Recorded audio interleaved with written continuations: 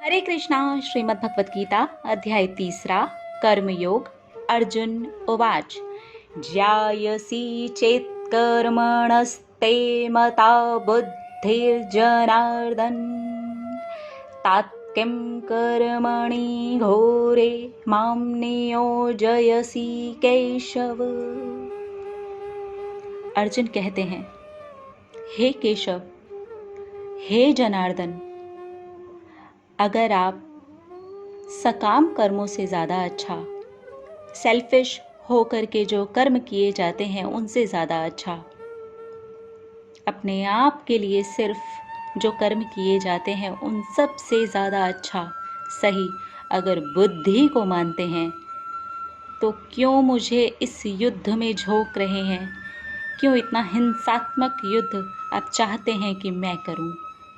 क्यों मुझे करने दे रहे हैं? क्यों करने दे रहे हैं ये युद्ध?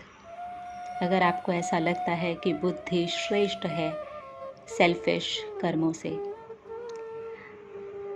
सांख्य योग में हमने देखा किस प्रकार से श्री कृष्ण भगवान ने बताया है कि बुद्धि युक्त व्यक्ति किस तरह से काम करता है। इसीलिए अर्जुन बहुत ज़्यादा परेशान हो गए हैं और वो समझ नहीं पा रहे हैं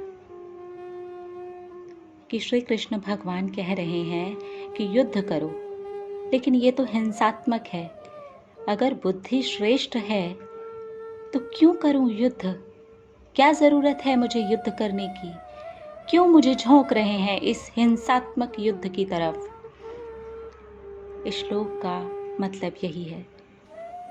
अर्जुन कंफ्यूज हैं और कहीं ना कहीं वो इस युद्ध से भागना चाहते हैं, इस हिंसा से दूर होना चाहते हैं, अपनों को मारना नहीं चाहते हैं।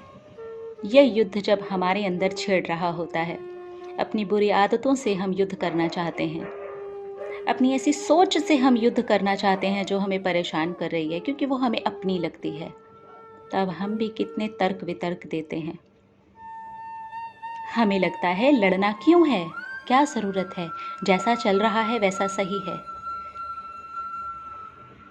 इस श्लोक को हम अपने अंदर की लड़ाई देखने में उतार सकते हैं और समझ सकते हैं कि ये तर्क वितर्क जो अर्जुन के मन में चल रहा है, जो कन्फ्यूजन इस वक्त अर्जुन के मन में चल रही है, वो कन्फ्यूजन, वो तर्क वितर्क हमारे मन में हर पल चलता है। जब भी हमें अपनी किसी प्रिय वस्तु को छोड़ना होता है, किसी ऐसी आदत को छोड़ना होता है जो हमें इंद्रियों के तौर पर सुख दे रही होती है, बाहरी तौर पर सुख दे रही होती है, भौतिक तौर पर सुख दे रही होती है, तो हमें लगता है क्यों छोड़ना है। आज ही सोच करके देखिए, क्या ऐसे कुछ तर्क वितर्क, ऐसे कन्फ्यूजन आपके अंदर भी चल रहे हैं? मिलेंगे अगले श्लोक में और देखेंगे हमारी श्रीमद् भगवत गीता हमें क्या शिक्षा दे रही है। हरे कृष्णा।